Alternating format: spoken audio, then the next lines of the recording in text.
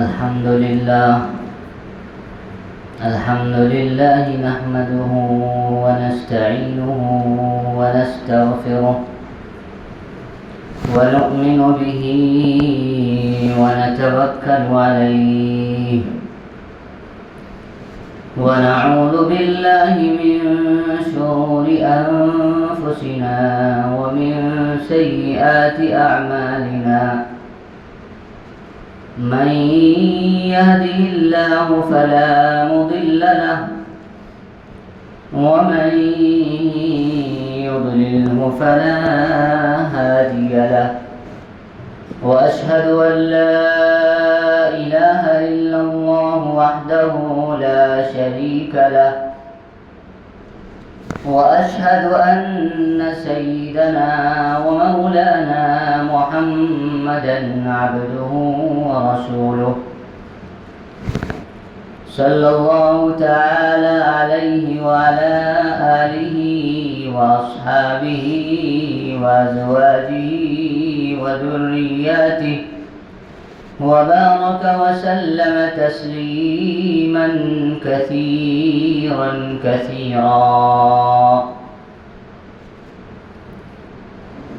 أما بعد فأعوذ بالله من الشيطان الرجيم بسم الله الرحمن الرحيم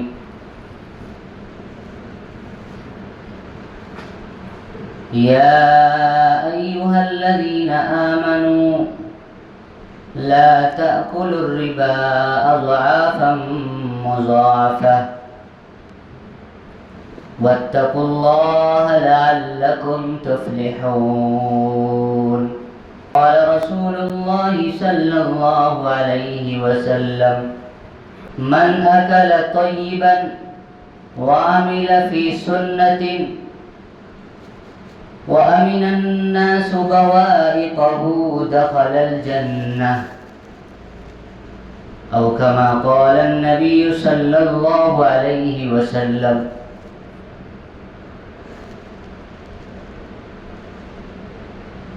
میرے محترم بزرگوں اور دوستوں، ابھی میں نے آپ حضرات کے سامنے قرآن کریم کی ایک آیت اور پیارے آقا جناب محمد الرسول اللہ صلی اللہ علیہ وسلم کے فرامین مبارکہ میں سے ایک فرمان کی تلاوت کی ہے۔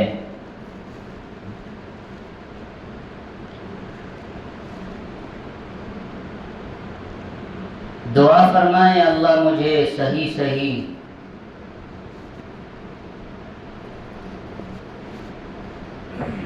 اس کی وضاحت کرنے کی توفیق نصیب فرمائے۔ میرے بھائیو، حضرت ابو سعید خدری رضی اللہ تعالی عنہ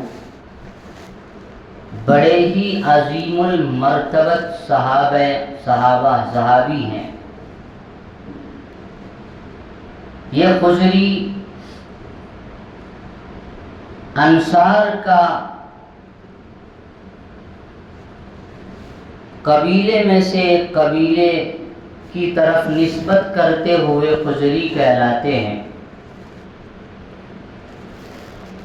حضرت ابو سعید خدری رضی اللہ تعالی عنہ بہت ہی اہم اور بہت ہی قابل عمل پیارے آقا صلی اللہ علیہ وسلم کی جو نصیحت ہے اس کو بیان کیا ہے، جس کے اندر ہمارے اور آپ کے لیے بہت ہی بڑی رہنمائی ہے۔ ہم میں سے ہر شخص یہ چاہتا ہے کہ وہ جنت میں داخل ہو جائے۔ ہر مسلمان کی یہ تمنا ہوتی ہے اور ہم اور آپ بھی یہ تمنا رکھتے ہیں کہ ہمیں اللہ رب العزت جنت میں داخل فرما دے، تو گویا کہ اس حدیث مبارکہ میں اللہ کے نبی صلی اللہ علیہ وسلم نے جنت میں داخل ہونے کا نسخہ بیان فرما دیا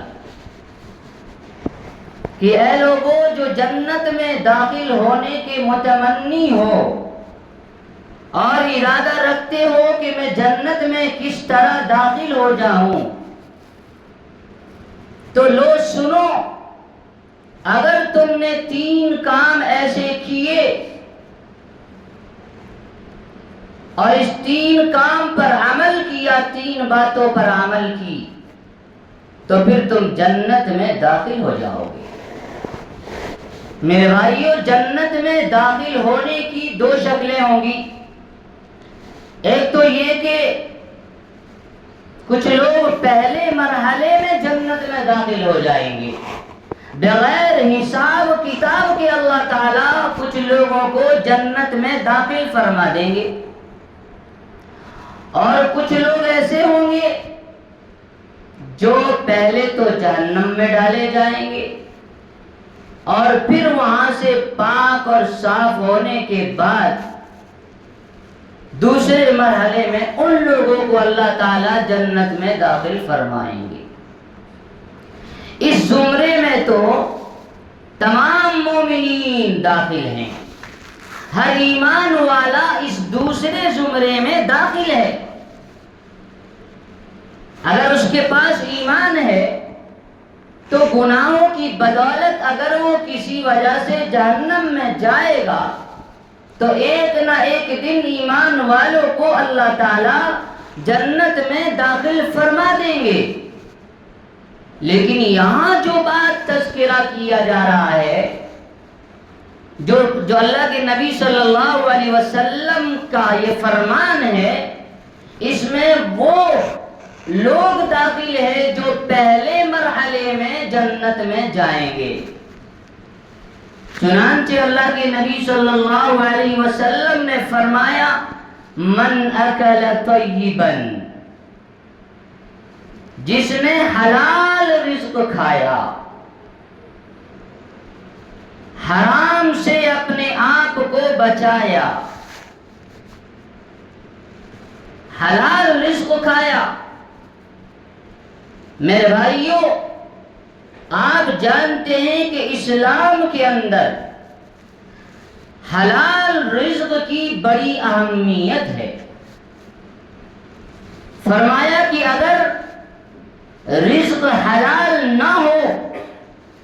تو حرام مال سے حرام مال کھانے والا، بطور رزق کے استعمال کرنے والا، اس کی کوئی عبادت قابل قبول نہیں ہے، اس کی نماز قابل قبول نہیں، اس کا روزہ قابل قبول نہیں،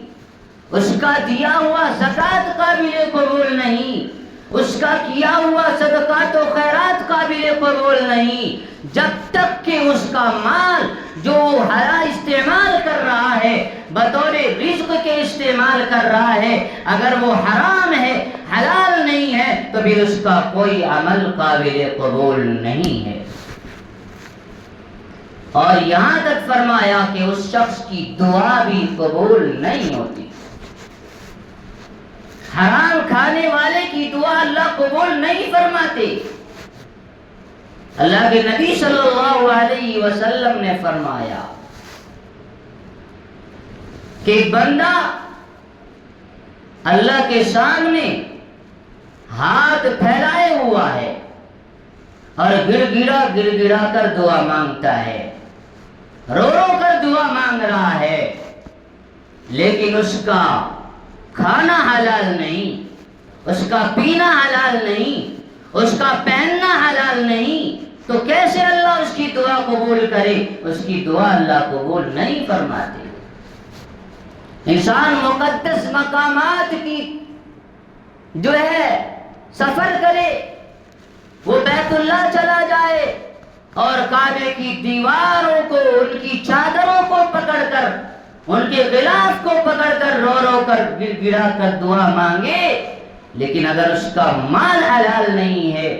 اس کی روزی حلال نہیں ہے، حرام کی ہے، تو اللہ تعالیٰ قبول دعا نہیں فرمائیں گے۔ چاہے وہ ملتزم سے لپٹ جائے، چاہے وہ صفا مروہ کی کئی مرتبہ صحیح کر لے، لیکن اگر روزی حلال نہیں، کھانا پینا حلال نہیں، اللہ تعالیٰ اس کی عبادت کو قبول نہیں فرماتے اور اس کی دعا بھی قبول نہیں فرماتے۔ آپ نے سنا ہوگا ایک واقعہ، اس امت کے اندر ایک بہت بڑا ظالم گزرا ہے، جس کا نام ہے، ظالم ترین شخص جسے کہا گیا، جس کا نام ہے حجاج بن یوسف۔ یہ حجاج بن یوسف کو بصرہ کا والی مقرر کیا گیا۔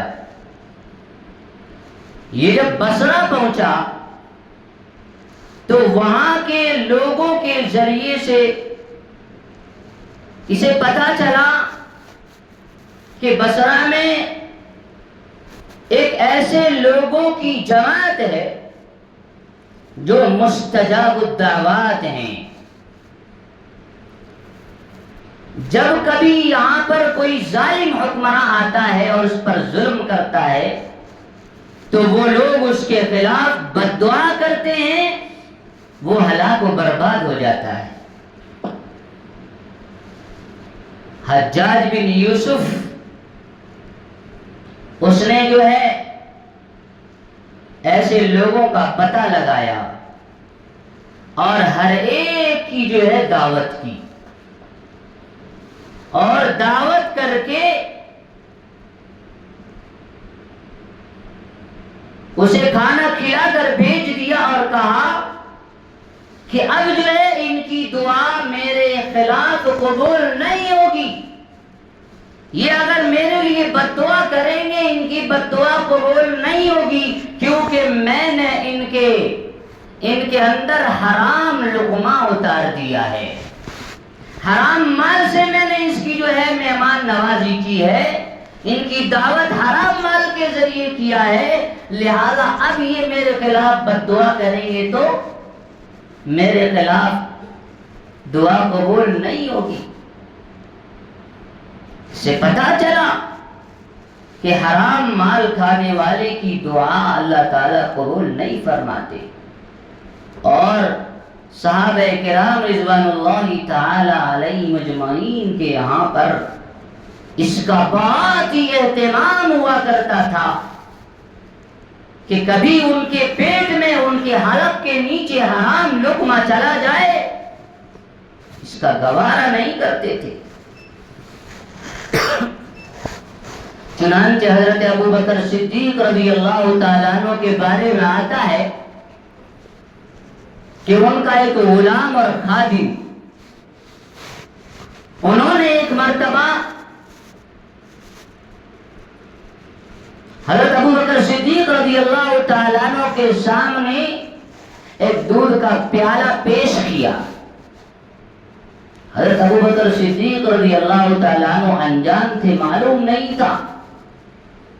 وہ لے کر پی گئے۔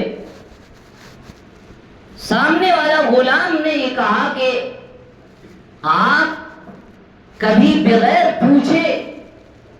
کبھی کوئی چیز جو ہے نوش نہیں فرماتے تھے، کھاتے نہیں تھے، آج بالآخر آپ نے کیسے بغیر پوچھے اسے پی لیا؟ تو بہت ہی چوکنا ہوئے اور پوچھا کہ بتاؤ وہ کیسا مال تھا، کیا تھا وہ؟ تو اس غلام نے کہا کہ وہ میں زمانے جاہلیت میں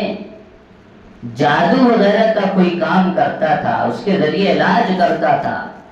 تو میں نے کسی کا کچھ کام کیا تھا، وہ جو ہے اس وقت اس نے کچھ نہیں دیا تھا، اب وہ اس کے عوض میں لا کر جو ہے مجھے وہ چیز دی تھی اور میں نے جو ہے وہ آپ کے سامنے پیش کر دی۔ تو حضرت سیدنا ابو بکر صدیق رضی اللہ تعالیٰ عنہ فوراً اپنے حلق میں انگلی ڈالے اور قے کرنا شروع کیا. قے نہیں آیا تو پانی پی پی کر اور انگلی ڈال ڈال کر جو ہے قے کیے، یہاں تک کہ جب تک وہ پیا ہوا وہ باہر نہیں نکل آیا تب تک جو ہے خاموش نہیں بیٹھے، اطمینان سے نہیں بیٹھے. تو اس قدر صحابہ کرام رضوان اللہ تعالی علیہم اجمعین کے یہاں اہتمام ہوا کرتا تھا کہ کسی بھی طرح سے ہمارے پیٹ میں حرام لقمہ نہ جائے. اسی طریقے سے آپ نے سنا ہوگا کہ ایک مرتبہ اللہ کے نبی صلی اللہ علیہ وسلم اپنے نواسے کے ساتھ جا رہے ہیں اور مکہ کے صحن میں کھجور کا ڈھیر پڑا ہوا تھا. وہاں سے نواسے رسول نے کھجور اٹھایا اور منہ میں، بچوں کا کیا ہوتا ہے، اس نے منہ میں ڈال لیا. اللہ کے نبی صلی اللہ علیہ وسلم نے فوراً اپنے نواسے کی حلق میں انگلی ڈالی اور فرمایا کخ کخ، اسے اگل دو میرے بیٹے، اسے اگل دو، یہ ہمارے لیے جائز نہیں ہے، یہ صدقات کا ہے. تو یہ اہتمام اللہ کے نبی صلی اللہ علیہ وسلم نے بھی کر کے بتایا اور صحابہ کرام رضوان اللہ تعالی علیہم اجمعین کے درمیان بھی ان باتوں کا اہتمام ہوا کرتا تھا کہ کسی بھی طرح سے حرام مال اور حرام لقمہ ہمارے گلے کے نیچے نہ جائے، ہمارے پیٹ میں نہ جائے. تو یہ پہلی چیز فرمایا کہ جس نے حلال رزق کھایا، من اکل طیبا، یہ پہلی شرط ہے جنت میں داخل ہونے کے لیے بغیر حساب کتاب کے، جس نے حلال رزق کھایا. اور دوسری چیز فرمایا وَعَمِلَ فِي سُنَّةٍ، اور جس نے سنت میں عمل کیا، یعنی سنت کے مطابق اس کا عمل رہا. اس نے کبھی کوئی کام سنت کے خلاف نہیں کیا، یعنی کہ اس کا کھانا سنت کے مطابق، اس کا پینا سنت کے مطابق، اس کا چلنا سنت کے مطابق، اٹھنا بیٹھنا سنت کے مطابق، اس کا سونا سنت کے مطابق، اس کا جاگنا سنت کے مطابق. اگر یہ سنت کے مطابق عمل کیا تو فرمایا دخل الجنہ. تو ایک سب سے پہلی چیز حلال رزق کھایا، دوسرا سنت کے مطابق عمل کیا، اور تیسری چیز فرمایا کہ وَأَمِنَ النَّاسُ بَوَائِقَهُ، اس کی ایذا رسانی سے دوسرے لوگ محفوظ رہے، اس کی شرارت سے دوسرے لوگ محفوظ رہے، اس کی فتنہ انگیزیوں سے دوسرے لوگ محفوظ رہے، اس کی طرف سے کسی کو کوئی تکلیف نہ پہنچا ہو. اس نے حالات کو بگاڑنے کی کوشش نہ کی ہو، اس نے دو لوگوں میں تفرقہ ڈالنے کی کوشش نہ کی ہو، اس نے کسی کو کسی طرح کی کوئی تکلیف نہ پہنچایا ہو، یعنی اس کی ذات سے کسی کو تکلیف نہ ہو. آج ہوتا ہے نا ایسا کہ لوگ ادھر کی بات ادھر اور ایک دوسرے میں لڑانے کا کام لوگ کرتے ہیں، ایک دوسرے کی پردہ فاش کر دیتے ہیں، ایک دوسرے کے عیب کو ظاہر کر کے اس کے بنتے ہوئے کام کو بگاڑ دیتے ہیں اور گویا کی فتنہ پیدا کر دیتے ہیں. تو اگر اس نے اپنے آپ کو ایسا بنایا کہ اس کی ذات سے کسی کو کسی طرح کی کوئی تکلیف نہ ہوئی اور اس کی شرارت سے سارے لوگ محفوظ رہے، تو ایسے تین صفات جس کے اندر ہوں گے، اللہ کے نبی صلی اللہ علیہ وسلم نے فرمایا دخل الجنہ، وہ پہلے مرحلے میں جنت میں داخل ہوں گے. سنت پر عمل کرنے کی بنیاد پر۔ میرے بھائیوں، صحابہ کرام رضوان اللہ تعالی علیہم اجمعین کے سینکڑوں ایسے واقعات آپ کو مل جائیں گے کہ جنہوں نے اللہ کے نبی صلی اللہ علیہ وسلم کے ایک ایک ادا کی نقل کی ہے، ایک ایک ادا کی نقل کی۔ چنانچہ حضرت عبداللہ ابن عمر رضی اللہ تعالیٰ عنہ کے بارے میں آپ نے سنا ہوگا کہ ایک مرتبہ اپنے ساتھیوں کے ساتھ جا رہے ہیں اور جاتے جاتے ایک بیابان میں اچانک رک گئے، اور رک کر وہاں سے اپنے ساتھیوں کو روکا اور وہاں سے ایک کنارے کی طرف گئے اور وہاں پر جا کر اس طرح سے بیٹھا جیسے کہ کوئی حاجت پوری کرنے والا اپنی حاجت پوری کرنے کے لیے بیٹھتا ہے، ٹھیک اسی طرح بیٹھے اور پھر اٹھ کر آ گئے۔ ساتھیوں نے پوچھا کہ حضرت یہ تو ہم نے آپ کی عجیب حرکت دیکھی کہ جب آپ کو حاجت نہیں تھی، ضرورت نہیں تھی، تو پھر آپ کیوں بلا ہماری جو ہے ہمارا ٹائم بھی جو ہے پاس ہوا،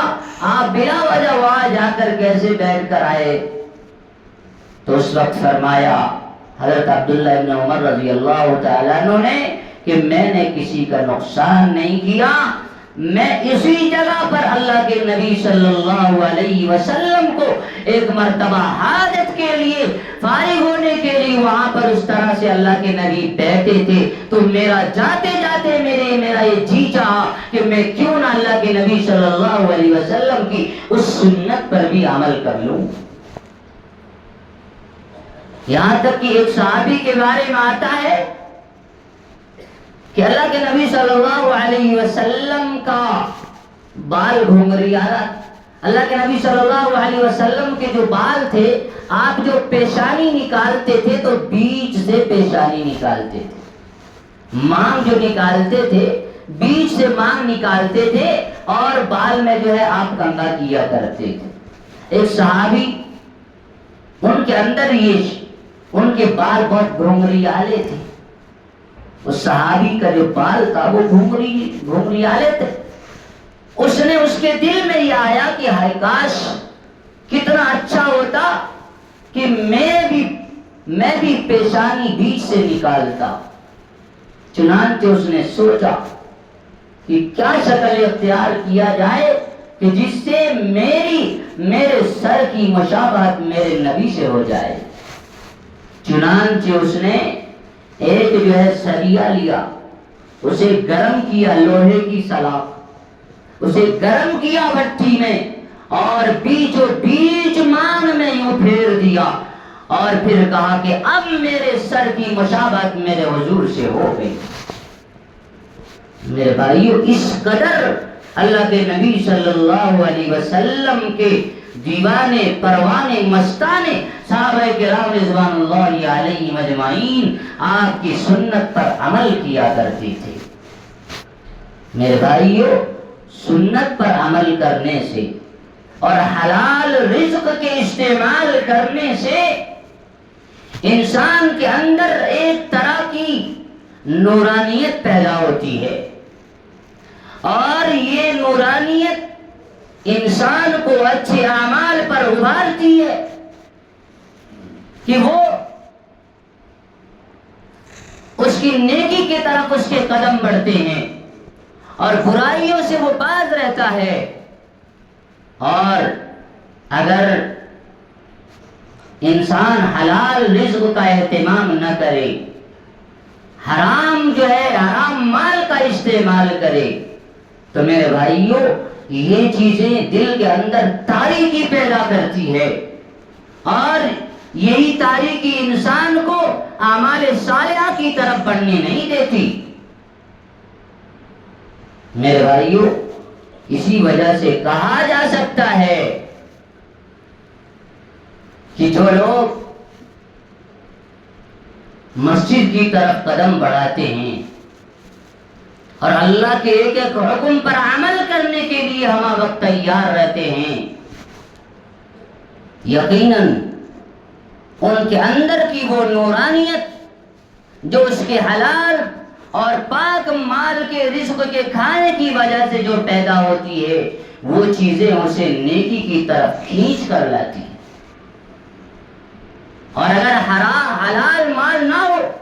حلال رزق نہ ہو، تو پھر وہ اندر جو تاریکی پیدا ہو گئی ہے، وہ تاریکی انسان کو اچھے اعمال کی طرف قدم بڑھانے نہیں دیتی، اسے روک لیتی ہے، کھینچ لیتی ہے۔ پھر اس کی طبیعت نیک کاموں میں نہیں لگتی، اچھائی کی طرف وہ آگے نہیں بڑھتا،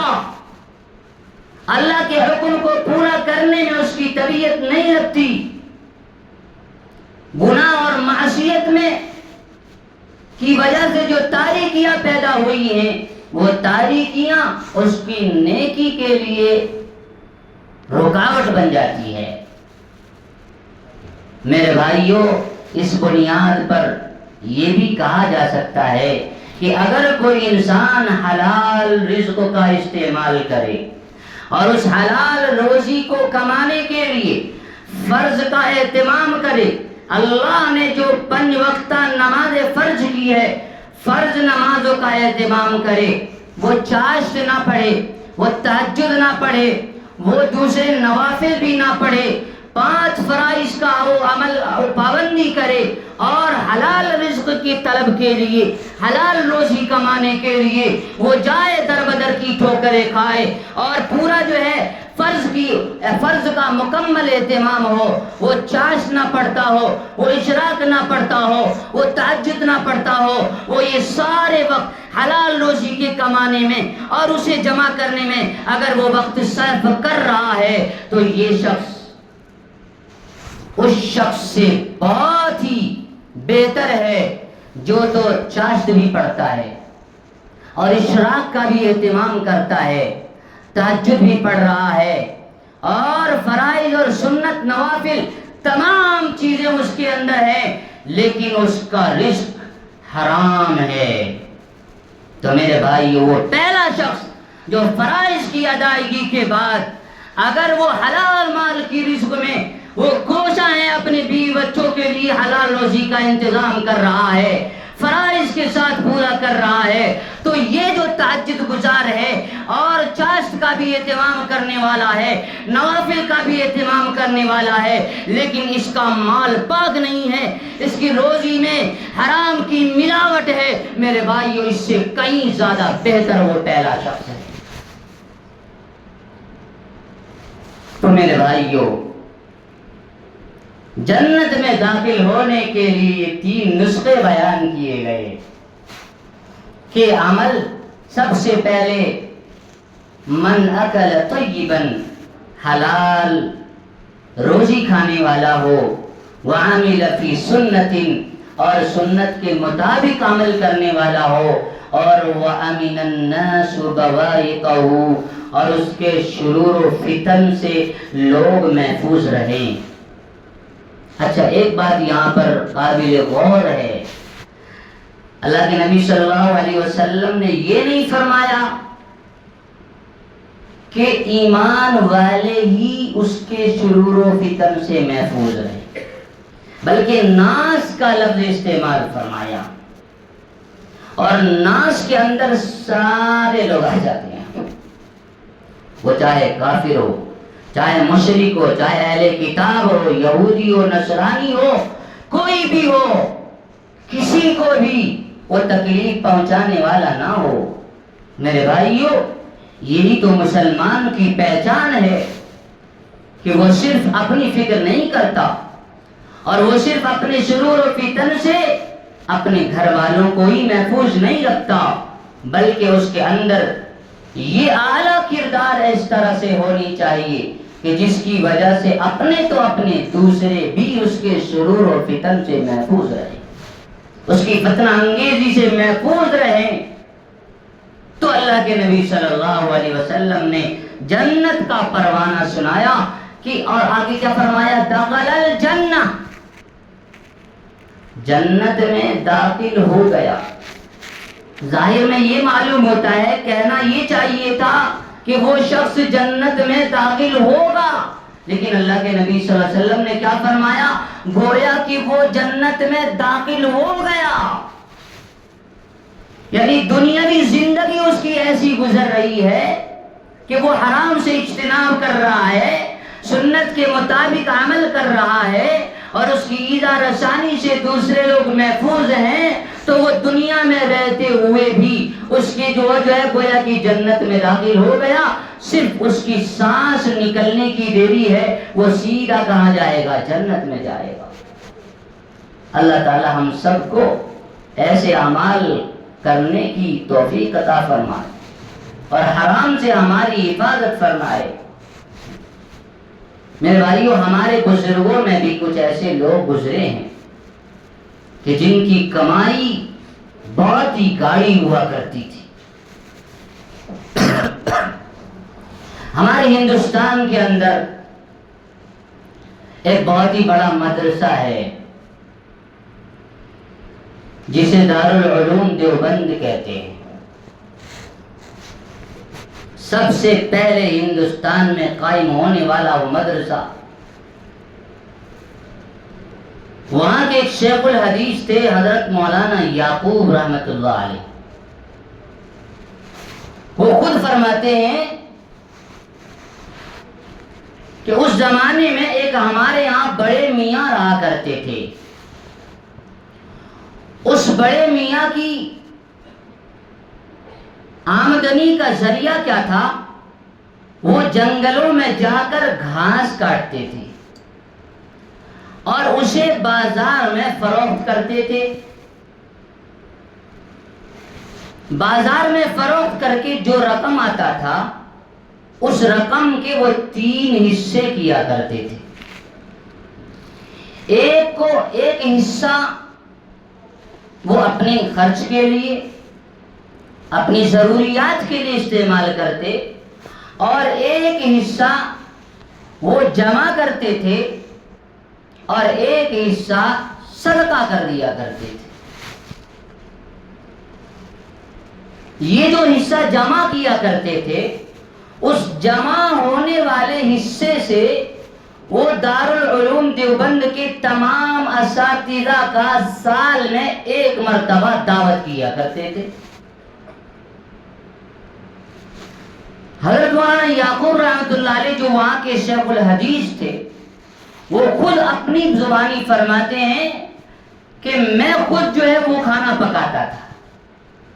اور سارے اساتذہ کرام کی وہ سال میں بڑے میاں دعوت کرتے تھے۔ اس دعوت کے کھانے کے بعد ہمیں 40 دن تک وہ نورانیت محسوس ہوتی تھی، وہ عبادت میں وہ جو ہے وہ منہمک اور انہماک ہوتا تھا کہ ویسی انہماک دوسرے دنوں میں نہیں ہوتا تھا۔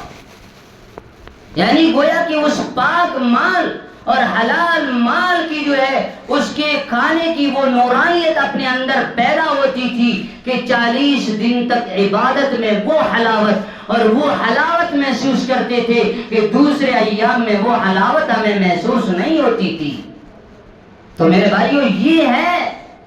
حلال رزق کے اندر کی تاثیر کہ جس کے اندر انسان کے اندر نورانیت پیدا ہوتی ہے، جس کے ذریعے سے اور انسان اپنے اندر ایک حلاوت محسوس کرتا ہے اور عبادت میں اس کو مزہ آتا ہے۔ فرماتے کہ ہمیں عبادت میں بہت مزہ آتا تھا، 40 دن تک اس کی نورانیت باقی رہتی تھی۔ اور سنت پر عمل کرنے کے سنت پر عمل کرنے کے بارے میں بھی حضرت مولانا رشید گنگوہی رحمت اللہ علیہ کے بارے میں آتا ہے کہ ایک مرتبہ سفر میں جا رہے تھے، ٹرین میں جا رہے تھے، جاتے جاتے ان کے بازو میں کوئی پنڈت جی بیٹھے تھے۔ وہ اٹھ کر جو ہے وہاں سے نکلے اور جا کر واش روم جو ہوتا ہے وہاں گئے، یعنی وہ پنڈت گیا اور جا کر وہاں سے یوں منہ پر ہاتھ رکھ کے کپڑا رکھ کے واپس آ کے اپنی جگہ بیٹھ گیا۔ حضرت مولانا رشید احمد گنگوہی رحمت اللہ علیہ جو مائناز استاد تھے دارالعلوم دیوبند کے، مفتی تھے، بہت بڑے مفتی تھے. انہوں نے جب یہ صورت دیکھی، ان کی وہ کیفیت دیکھی، تو ان کو محسوس ہو گیا کہ لگ رہا ہے کہ واش روم صاف نہیں ہے، جس کی وجہ سے یہ آ کر یوں ہی بغیر فراغت حاصل کیے آ کر بیٹھ گیا ہے، اور اس کے اندر بے اطمینانی ہے، بے چینی ہے. وہاں سے اٹھے اور اٹھ کر گئے واش روم. وہاں جا کر اسے پاک کیا، صاف کیا، اور پانی وغیرہ ڈال کے اسے پورا پاک کر کے اور واپس آئے. اور آ کر اس پنڈت جی سے کہا کہ آپ فارغ ہونا چاہتے ہیں، ایسا لگ رہا ہے، تو آپ جائیں، فارغ ہو کے آ جائے. اب وہ گیا اور جا کر فارغ ہو کر آیا، اور گویا کہ اطمینان محسوس کیا. میرے بھائیوں، یہ عمل جو اتنے بڑے مفتی صاحب جو یہ عمل کیے، کیا یہ ایسے ہی کر لیے؟ میرے بھائی، ان کے سامنے بھی پیارے آقا جناب محمد الرسول اللہ صلی اللہ علیہ وسلم کی زندگی مبارکہ کے اندر ایک مرتبہ وہ واقعہ بھی پیش آیا کہ جس میں اللہ کے نبی صلی اللہ علیہ وسلم کے یہاں ایک یہودی آ کر مہمان بنتا ہے، اور مہمان بن کر اللہ کے نبی صلی اللہ علیہ وسلم کے قیام کرتا ہے، اور رات میں آپ سے دشمنی نکالنے کے لیے، آپ کو ایذا پہنچانے کے لیے، آپ کو تکلیف پہنچانے کے لیے وہ آنے والا یہودی اس اللہ کے نبی صلی اللہ علیہ وسلم کے بستر کو غلاظتوں سے بھر کر چلا جاتا ہے، گندا کر کے چلا جاتا ہے تاکہ آپ کو تکلیف پہنچے. لیکن اللہ کا نظام بہت ہی مختلف ہوا کرتا ہے، ہماری سوچ سے بہت ہی بالا تر ہوا کرتے ہیں اللہ کا نظام. چنانچہ ہوا یہ کہ وہ چلا تو گیا، لیکن جاتے جاتے اپنی تلوار بھول گیا. اب وہ شخص، وہ یہودی جو غلیظ کر کے پورے بستر کو گندا کر کے گیا تھا، وہ جب اس کو یاد آیا کہ میں نے جو اپنی تلوار بھول کر آیا ہے، تو واپس آیا وہ دیکھنے کے لیے، اپنی تلوار لینے کے لیے. تو کیا دیکھتا ہے کہ اللہ کے نبی صلی اللہ علیہ وسلم اس گندے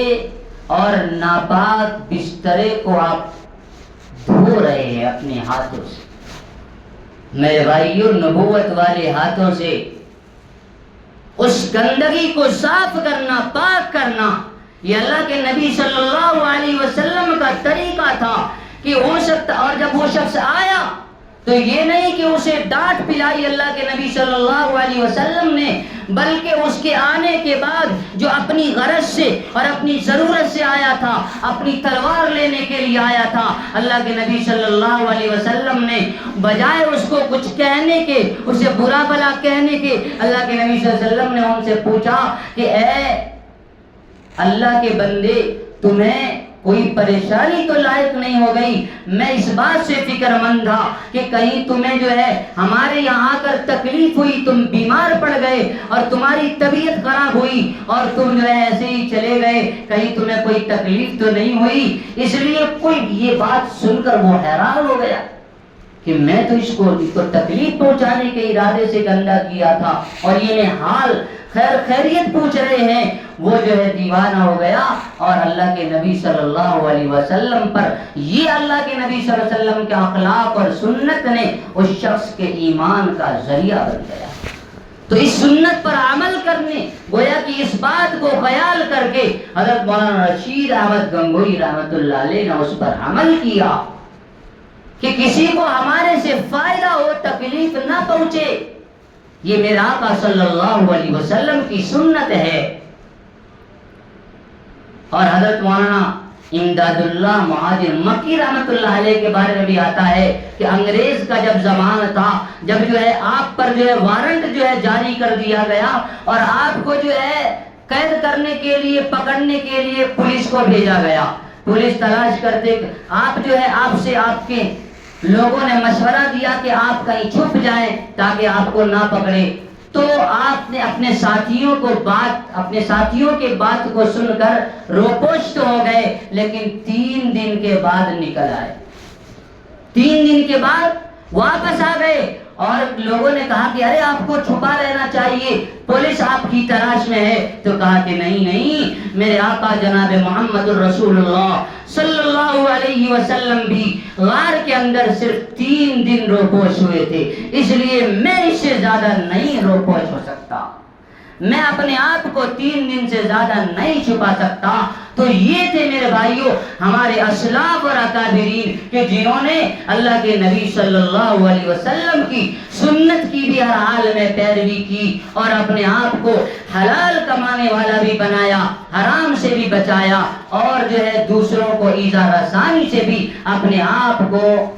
دور رکھتے تھے. لہذا میرے بھائیوں ہمیں اور آپ کو بھی، ہم بھی اگر چاہتے ہیں کہ ہم سیدھا جنت میں جائیں تو ہمارے لیے اللہ کے نبی صلی اللہ علیہ وسلم کی فرامین مبارکہ یہ ہمارے لیے عمل کرنے کے لیے کافی ہے کہ اگر ہم اپنے آپ کو حرام سے بچا لیں گے اور حلال رزق کھائیں گے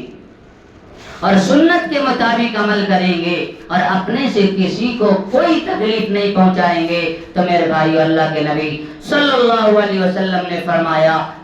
دخل الجنہ کہ ایسا شخص جنت میں داخل ہو جائے گا.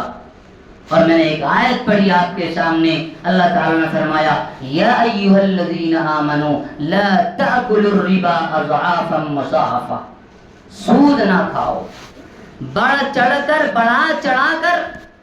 مت کھاؤ، جتنا تمہارا ہے اتنا ہی لو، سود مت کھاؤ. سود میرے بھائیوں یہ ہمارے لیے ہمارے تمام اعمال کو برباد کرنے والی چیز ہے، یہ حرام ہے اور ظاہر سی بات ہے حرام سے ہمارے سارے اعمال برباد ہو جاتے ہیں، نہ ہماری نمازیں قبول ہوتی ہے، نہ ہمارے روزے، اور نہ ہی کوئی دوسرا نیک عمل قبول ہوتا ہے. اس لیے ہم سب اس کا اہتمام کریں کہ ہماری کمائی حلال ہو، ہمارا عمل سنت کے مطابق ہو اور ہماری ذات سے کسی کو کوئی تکلیف نہ پہنچے. اللہ تعالی ہم سب کو کہنے سننے سے زیادہ عمل کی توفیق عطا فرمائے. اور اخیر میں حضرات سے درخواست ہے کہ جاتے ہوئے تعاون کرتے ہوئے جائیں. وما توفیقی الا باللہ.